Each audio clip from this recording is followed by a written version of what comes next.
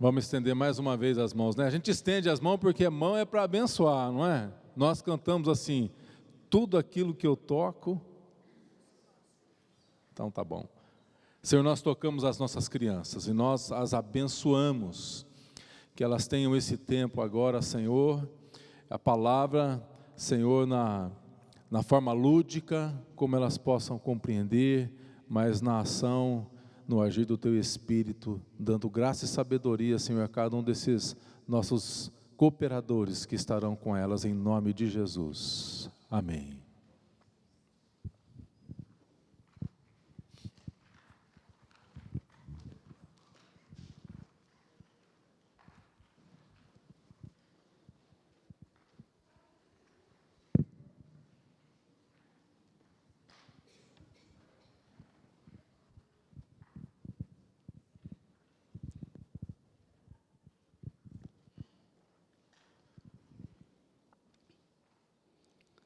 Quero compartilhar com os irmãos e irmãs, ali em Jeremias, capítulo 18, vamos ler do verso 1 até o 6, que diz assim a palavra, olha, palavra do Senhor, que veio a Jeremias, dizendo, dispõe-te e desce à casa do oleiro, e lá ouvirás as minhas palavras. Então desci à casa do oleiro, e eis que ele estava entregue à sua obra sobre as rodas. Como o vaso que o oleiro fazia de barro se lhe estragou na mão, tornou a fazer dele outro vaso, segundo bem lhe pareceu. Então veio a mim a palavra do Senhor: não poderei eu fazer de vós como fez este oleiro, ó casa de Israel?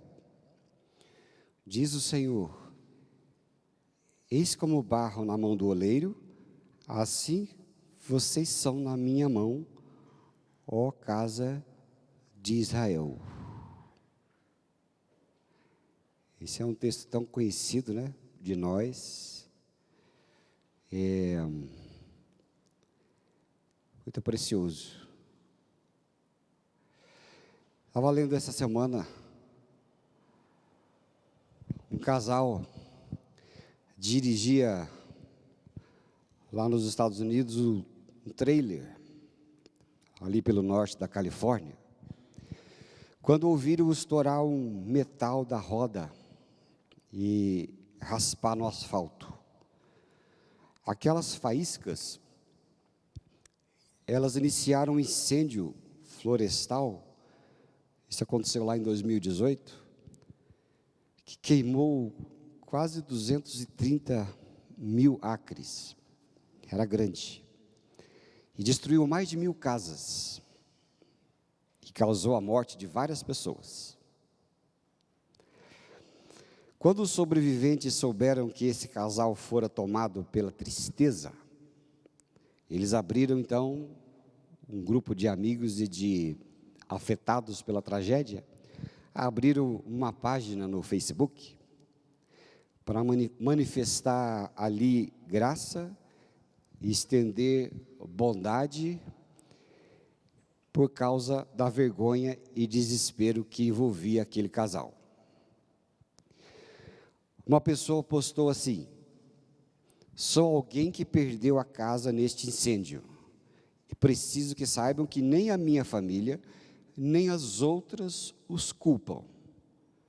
Os acidentes acontecem e desejo realmente que essas palavras aliviem o seu fardo, porque nós superaremos juntos. Que coisa, né? Livres da condenação. Aqui tinha uma família agoniada, né, desesperada por algo que provocou. Já provocou alguma coisa ruim na vida dos outros? Involuntariamente? Já fizeram? Viu como o ser humano ele tem, sim, uma grande propensão em errar? Nós somos muito errantes, não somos? A gente lembra de cada coisa que acontece com a gente, porque o ser humano, ele é meio defeituoso. Observa aqui que nós lemos no texto de Jeremias, capítulo 18, que quando Deus chama Jeremias para ir, para fazer uma amostra, né, porque às vezes a gente precisa, alguém desenha para a gente as coisas, né, porque a gente não compreende as coisas. Então, às vezes, Deus desenhava algumas coisas para aquele povo. E ele chamou Jeremias ali, e é interessante observar que quando Deus chamou Jeremias, ele falou assim: olha, como o vaso que o oleiro fazia do barro se lhe estragou na mão e tornou a fazer dele outro. Aqui o Senhor estava dizendo já claramente do Evangelho, quando ele disse que o vaso se estragou na mão. Ele estava dizendo sobre o pecado, que o ser humano foi acometido. Nós fomos estragados pelo pecado. Mas aí o Senhor disse: torno a fazer dele outro, segundo bem lhe pareceu. Esse segundo vaso é Cristo, e nós em Cristo. Mas ali ele estava dizendo sobre o povo de Israel. O povo de Israel se estragava. E o Senhor sabia que eles faziam muitas coisas erradas. Mas o Senhor é longânimo. E Ele sabia do propósito que havia de acontecer. E Ele então chamou Jeremias para que o povo não desanimasse com os erros. E ali Ele falou, mostrou naquela cena, né? Olha, o oleiro faz sempre. Ele volta, ele desmancha, ergue de novo, desmancha, ergue de novo. Eu não ia acertar nunca, acho que não dava nada para o oleiro, né? Porque eu nunca acertei fazer nada, né? Quando as crianças vêm da escola, aquela coisa assim: a professora mandou fazer um trabalho. Sabe aquele trabalho que as crianças vêm fazer, que é os pais que faz? Né? É ou não é? É uma maquete de isopor com não sei o quê, um castelo, não sei das quantas. Eu olho aqui e digo: não, manda para sua mãe, porque aqui não sai nada, né? Então, se fosse pauleiro, lascou, né, irmão? Eu não ia servir nem de exemplo, né? O senhor ia olhar para baixo e falar assim: olha, pega um oleiro, mas não pega esse aí não, que vai ser difícil achar um oleiro aqui embaixo. E ali, Deus chamou Jeremias: olha, esse povo é errante, esse povo, ele causa muita tristeza, muita angústia, mas olha, eu tenho paciência com eles. E Jeremias obedeceu, foi ali, passou a observar o oleiro, não é? E com aquela destreza de quem trabalhava todos os dias no mesmo ofício, aquele homem apanhou aquele barro, fez de novo, destruiu de novo e ergueu de novo, né? Porque tem que ser na hora. E ali ele começou a fazer, e Jeremias começou a olhar aquilo, e nesse momento Deus falou para ele, né? Olha, assim são vocês nas minhas mãos, porque eu vou trabalhar com vocês, eu vou erguer vocês, eu vou moldar vocês, e vocês serão como este barro, e eu sou como este oleiro. Vai chegar o tempo em que eu vou colocar e tornar esse vaso perfeito. E assim ele disse, né? Então lá no verso 6, ele continua a dizer: veio a palavra do Senhor, não poderei eu fazer de vós como fez este oleiro? Esse como barro na mão do oleiro, assim são vocês na minha mão, ó casa de Israel. Aquele casal deve ter ficado muito triste, né? Porque causou uma tragédia. Às vezes acontece da gente causar tragédia. Mas o nosso Deus é o Deus que nos livra, nos abençoa, nos faz de novo e não permite que nós morramos na condenação. Não que a gente sucumba nos erros. Porque Deus é esse Deus que sempre vai ter, o tempo todo, a esperança de que nós olhemos para o seu Filho e essa perfeição vai aplacar a nossa vida, nosso coração, essa perfeição do Filho que Ele vai imputar a nós. E o que Ele quer de nós é que nós creiamos na sua grande capacidade de restauração. Porque em Cristo, pela fé, somos restaurados, feitos de novo. E em Cristo, nós somos aqueles homens e mulheres, sendo todo o tempo trabalhada por Deus. Então a gente fica tão feliz quando vai um grupo de missionários falar lá, né, em Gana, por exemplo. Eu não sei se, às vezes, a gente parte do princípio, todo mundo sabe, né? Fala Gana, sabe de Gana, né? Mas Gana é um país dali da África, onde tem, né, o evangelho deve ser semeado, né, Lenice? Ele é um país importante ali. Ele está, qual lado mesmo ali, esse dia eu fiquei olhando o desenho? No norte da África, né? Bem no norte lá.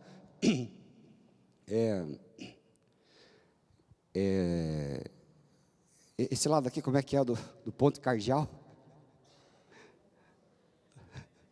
Norte, sul, leste, oeste. Aqui é o quê?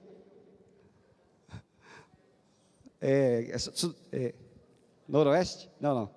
Ô Jesus, vem dar para nós uma aula de geografia aqui. Sei lá, do lado de cá, do lado de cá quem vê. E ele está ali.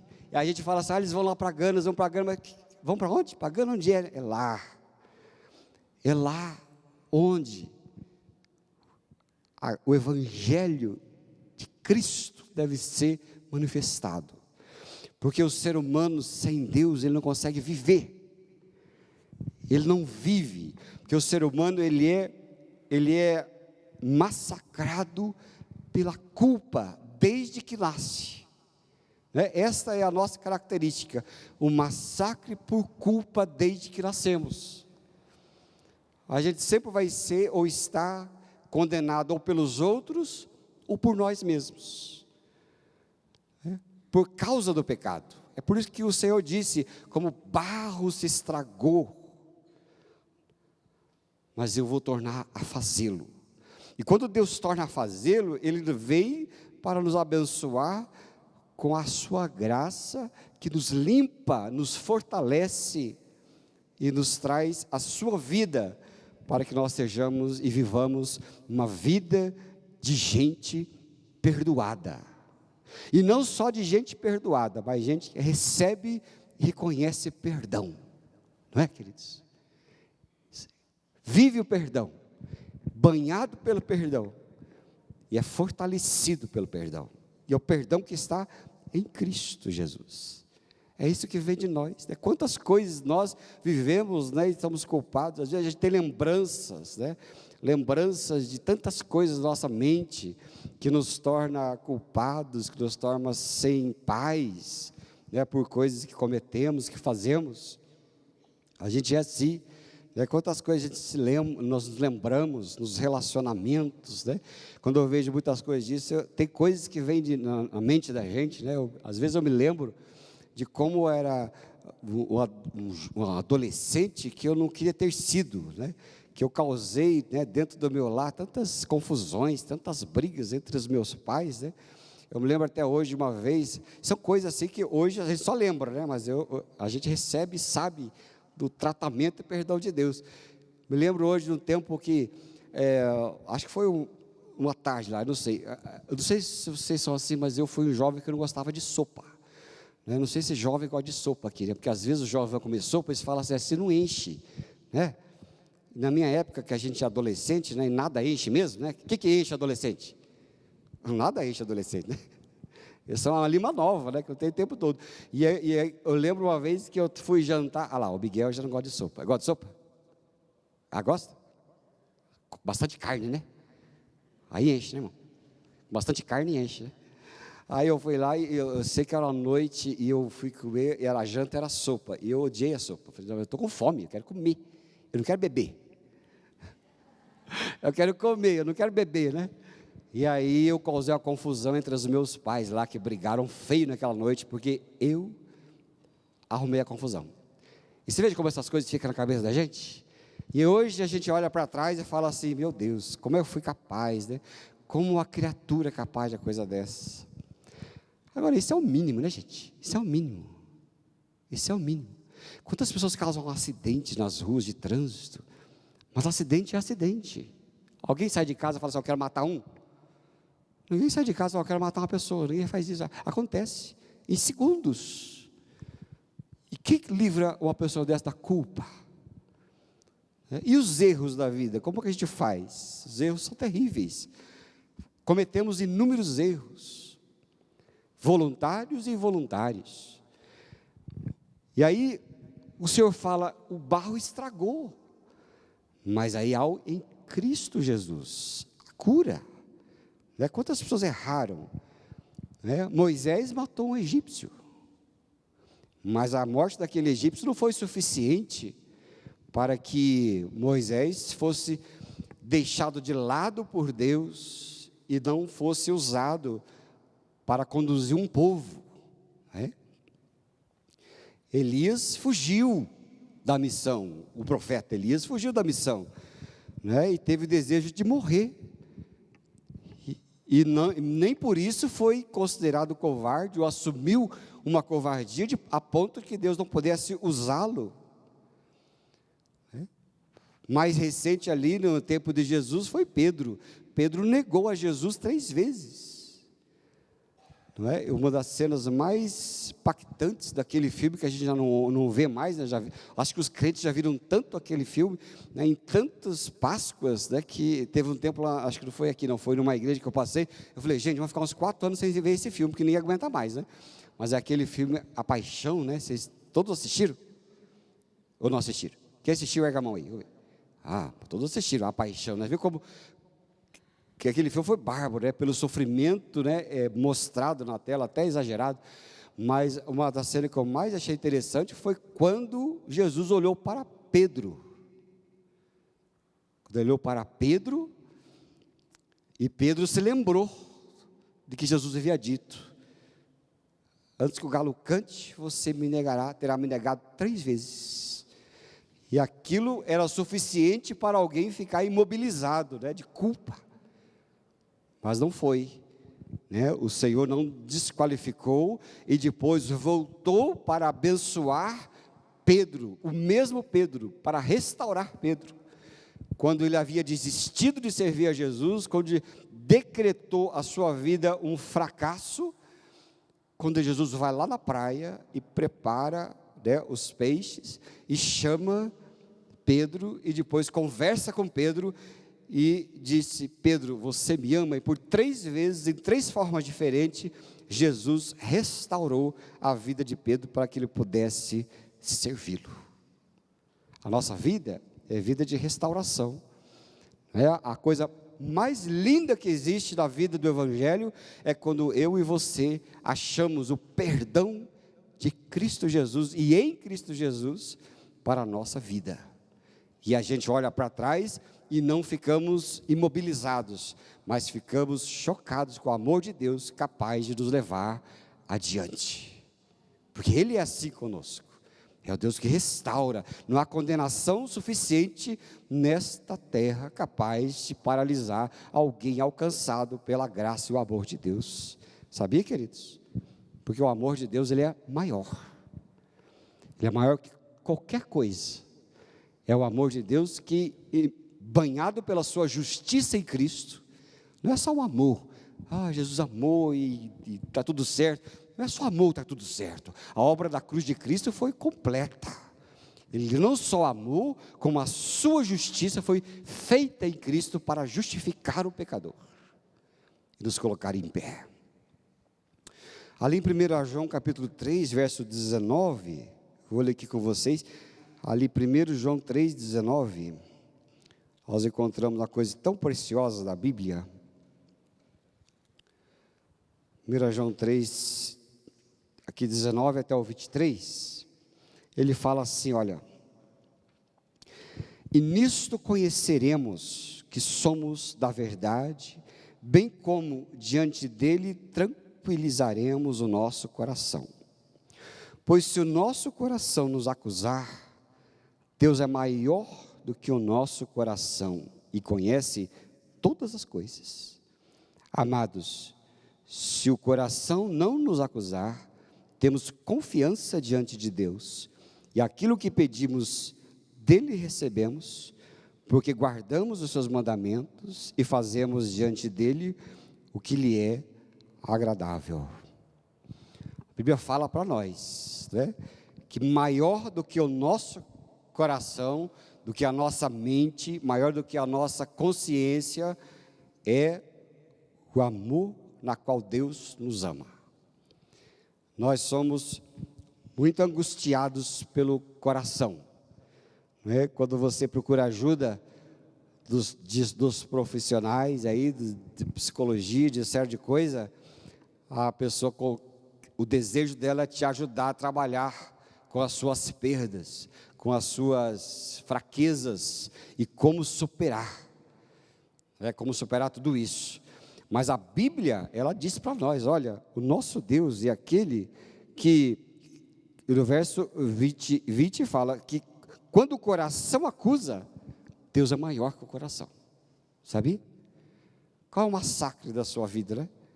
É isso que aquele povo tentou fazer com aquele casal. Aquele casal, ele estava dizendo, olha, se o coração de vocês acusam tanto vocês, queremos dizer a vocês que vamos superar juntos, que nós estamos com vocês, e não fiquem, né, abatidos, imobilizados pela culpa de alguma coisa que aconteceu por causa de vocês. E às vezes é o coração que acusa. A gente vê muito disso, né? Corações acusados. Corações acusados pelas fraquezas, corações acusados pelos erros. Nós somos errantes. Nós erramos bastante. Erramos agora, erraremos depois. Essa é a natureza humana. Mas em tudo isso nós temos uma carcaça que nos envolve. Qual é essa carcaça que nos envolve? É o Evangelho de Cristo Jesus, que veio consertar, que veio abençoar, que veio restaurar aquilo que se havia estragado. E em Cristo nós podemos ser sempre abençoados com a sua paz, com o seu perdão, com a sua vida, sempre. Por isso, quando o seu coração te acusar, olhe para Cristo e o seu amor. Quanto mais a gente olha para nós mesmos, pior ficamos. Já viu como é que é isso? Quando você olha para você mesmo, pior você fica. É por isso que a Bíblia fala que o abismo chama outro, né? E se é uma coisa que o ser humano não pode fazer, é olhar para si. Porque quanto mais você olha para si, mais desanimado você fica. É por isso que a Bíblia fala, se o coração te acusa, não olhe para o coração, olha para Deus. Olha para Deus. Se o coração nos acusar, Deus é maior do que o coração. Por que o coração? Porque a gente fica aquele sentimento de comiseração, né? Não somos assim? Nós somos, coitadinho de mim, a autocomiseração ou a culpa eterna, porque eu não fiz isso, porque eu não fiz aquilo outro, porque que eu errei tanto, porque que eu não fiz aquilo direito, porque eu errei daquela forma, e aqueles erros todos eu ficar puxando, e cada vez piora mais. Ele piora porque o coração humano não foi feito para ser a base da paz do ser humano. O que foi feito para ser a base da paz para alguém é o amor de Deus, porque Deus é maior. E não olha para si, olha para Deus, olha para Jesus Cristo, e Ele sempre será maior. Porque a condenação e o medo do que fazemos, que é algo às vezes irrecuperável, pode destruir a nossa alma. Tem muita gente com a alma destruída. Por que a alma está destruída? Destruída na família, destruída com os filhos, com as filhas, destruído com o marido, destruído com a esposa. Um erro que cometeu na família, que um ou outro não perdoa, e às vezes um perdoa, mas o humilhante não se perdoa, né? E a coisa mais difícil que existe na existência da nossa vida é o perdão próprio, é a condenação própria. É a pior coisa que existe. Às vezes o mundo te perdoa, Deus já te perdoa em Cristo, as pessoas já te perdoaram, mas você não se perdoa.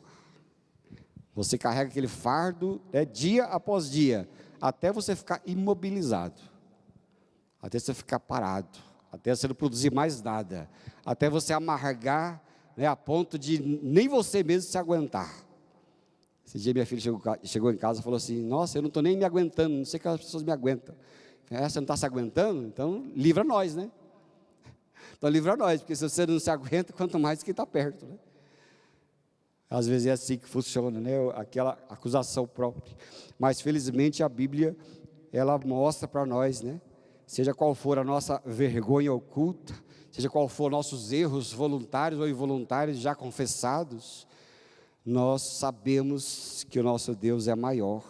E Jesus, Ele sempre nos convida para esse ato de cura e arrependimento, não é? E simplesmente tira a nossa vergonha que nos consome e nos banha com o seu perdão. E nós encontramos ali a graça de Jesus Cristo nos banhando em todo o tempo, não é? Então, quaisquer que forem os arrependimentos pelos quais a gente gostaria de desfazer, Deus nos atrai para si, e Jesus declara que estamos e podemos ser livres, porque somos constantemente barros na mão do oleiro. Ninguém que é pronto, e nós não podemos endurecer, né? Porque o barro que endurece não serve para outra coisa a não ser para ser quebrado. Nós temos sempre que saber que somos maleáveis nas mãos do Pai, né? E Ele sempre está trabalhando em nós, vai sempre trabalhar em nós a perfeição do Filho, de Cristo, vai sempre trabalhar em nós aquilo que Ele deseja, né? E jamais podemos desanimar. Lá em Filipenses 1,6 fala que aquele que começou a boa obra em nós, há de terminar até Cristo, até a presença definitiva de Cristo, não é? Ninguém aqui é acabado.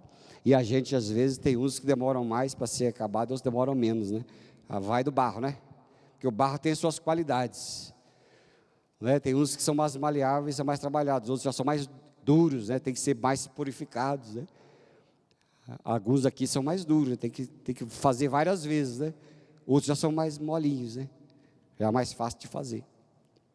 E nós podemos contar que Deus é sempre com a gente. Amém, queridos? É sempre conosco. E a gente não pode permitir condenação. Condenação que nos torna paralisados. Olha aqui, vamos ler aqui Romanos 8, verso 1 e 2.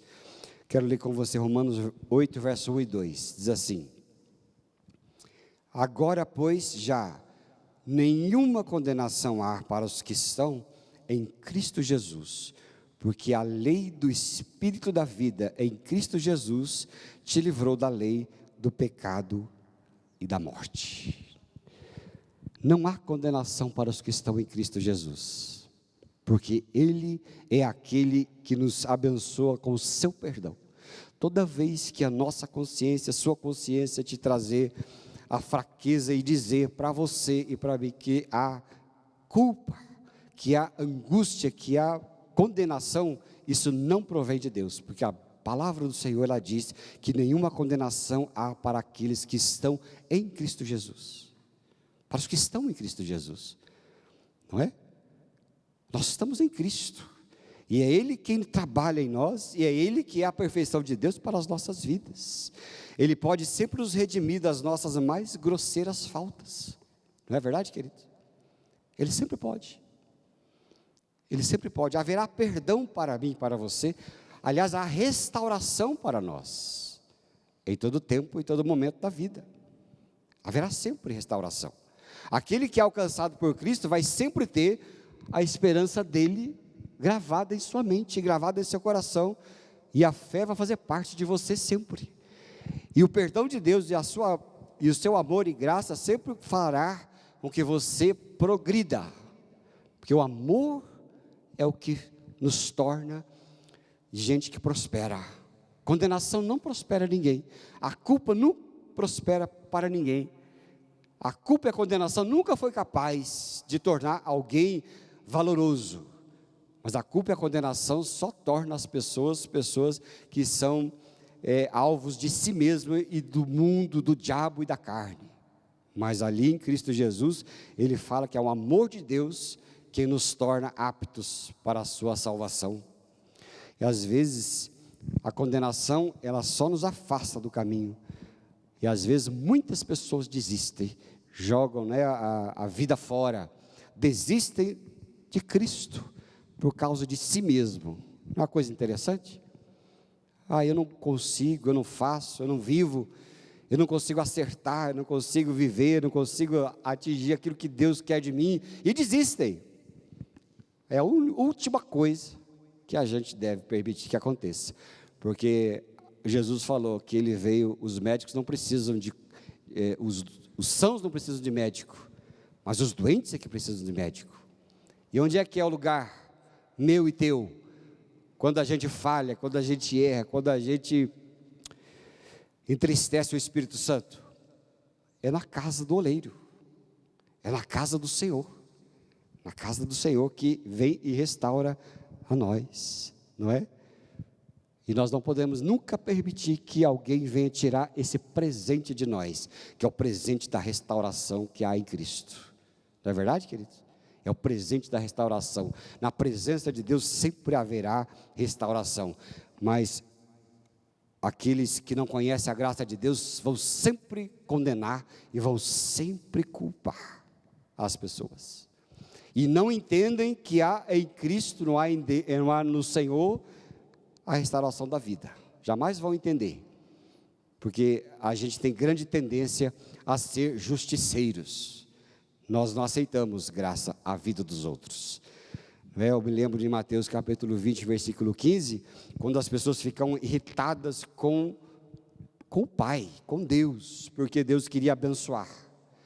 E quando Deus queria abençoar com a mesma porção do galardão dado a gente que vem em horários diferentes, né? Aqui o galardão estava escrito lá, quando Deus, o Senhor, saiu para contratar trabalhadores e pagou o salário mínimo para quem começou às 8 até às 5 da tarde, e pagou o mesmo salário para quem começou às 4 da tarde até às 5, e chegaram os outros e disseram: o que você está fazendo? Nós queremos receber mais do que aqueles que chegaram às 4 da tarde. E aí o Senhor olha para aquele povo e diz assim: porventura não é lícito a mim fazer o que quero com o que é meu? Ou são maus os teus olhos porque eu sou bom? Ele falou aquilo, porque a gente às vezes coloca maldade nos olhos de Deus por causa da nossa maldade, mas o Senhor é aquele que restaura, aquele que abençoa, é aquele que dá chances, e sempre chances novas para nós. Ninguém precisa ficar aqui angustiado, paralisado, porque perdeu chance, ou porque errou nessa fase da vida, ou naquela fase da vida que passou, porque o Senhor é aquele que restaura. Amém, queridos? Sabia que Ele restaura a sua vida? A nossa vida é uma vida de alegria, de aleluia, sempre, não é? Eu vou encerrar aqui. Eu estava vendo uma história esta semana. Aqueles que têm mais de 50 anos aqui, aqui, você tem mais de 50 anos? Tem não, né, Eduardo? Só a cara que parece, mas o resto é menos de 50, né? Tá bom. Aqui que tem mais de 50 anos, aqui conhecem ou ouviram aquela história. Você se lembra daquele motoboy que matou pessoas, que foi chamado de um maníaco do parque em São Paulo, matou muitas pessoas. Você se lembra daquilo? Os mais de 50, lembra? Pois é, coisa terrível, né? Foi o terror, né? Todo mundo queria a morte daquele sujeito, e ficou um horror, ficou o símbolo de monstro do Brasil, né? Mas esse sujeito, ele começou a ouvir fitas de pregação do evangelho de um pastor amigo meu, e mandavam para ele, e ele se converteu com essa mensagem do evangelho depois, lá, lógico, lá na cadeia. Está vendo como é que a gente é? A gente até fala assim, lógico, lá na cadeia, porque a gente é reticente em estender graça para as pessoas. Mas ele foi salvo lá na cadeia. E uma vez ele aceitou dar entrevista. E foi aquele monte de repórter lá fazer entrevista com ele. Mas a coisa principal que ele queria dizer era o seguinte: quando eu morrer, eu vou para o céu. Já pensou? a turma carniceira, entrevistando, dizendo: quando eu morrer, eu vou para o céu. Não pode aquilo, né? Mas é a mensagem que ele queria passar. E nos Estados Unidos, um mesmo tipo de sujeito que foi com a mesma característica, um maníaco americano muito terrível. Ele foi convertido através de um evangelista chamado Charles Colson. E quando foram conversar com ele, ele falou o seguinte, uma frase muito interessante: eu morro porque é justo, mas vou para o céu porque é graça. É o amor de Deus estendido aos errantes, aqueles que não merecem e que nós queremos fazer justiça.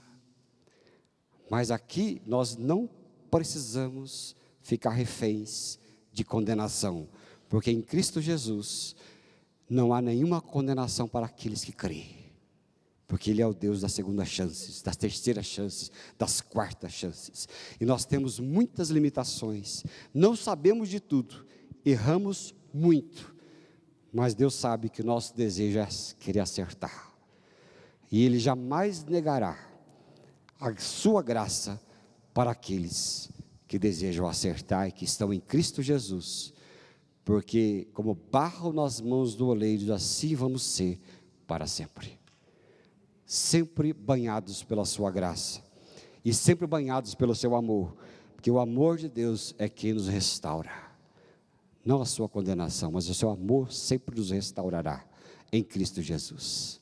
Amém, querido? Eu queria orar com você nesta manhã, eu queria orar com você, Deus abençoe a sua vida, não é? Em nome de Jesus. E talvez você seja aqueles que erraram bastante, como Pedro, como Jonas, como os profetas, e sejam aqueles que às vezes você se culpa por coisas que você fez, e às vezes nem as pessoas mais te culpam, nem Deus culpa mais você, nem o mundo culpa mais você, por causa que ele perdeu essa capacidade, mas você fica aí, enfiado na culpa, e isso tem te feito tão mal, tem afetado aí seus relacionamentos, tem afetado os seus relacionamentos com a sua família, mas eu quero que você saiba que em Cristo Jesus há perdão para você, para a sua vida, e é pecado quando você não se perdoa, sendo com que aquele que precisava te perdoar, já te perdoou, não é? Feche teus olhos, eu queria orar com você que deseja se apossar dessa graça de Deus, desse perdão de Deus, dessa restauração de Deus. Se você precisa dessa oração, levante aí do seu lugar, eu vou orar com você. Deus vai te abençoar com paz, vai te abençoar com vida, vai te abençoar com novas chances, e chances que vêm do alto, chances que vêm do Evangelho, chances que vêm para a restauração, chances do amor de Deus. Coloque a sua vida diante do Pai agora. A restauração, a vida para cada um de nós.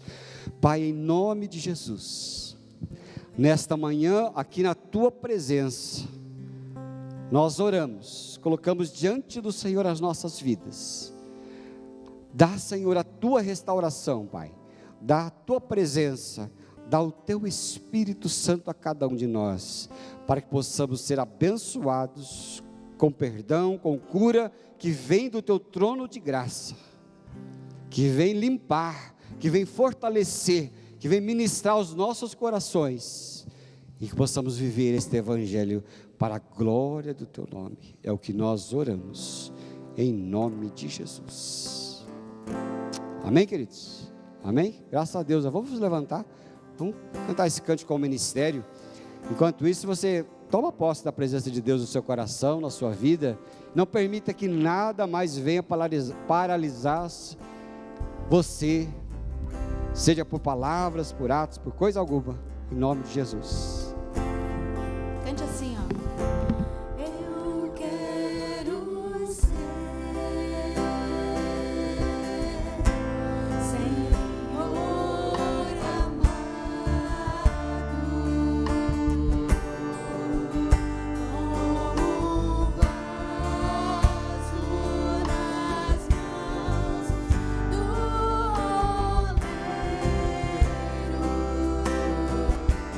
Quebra minha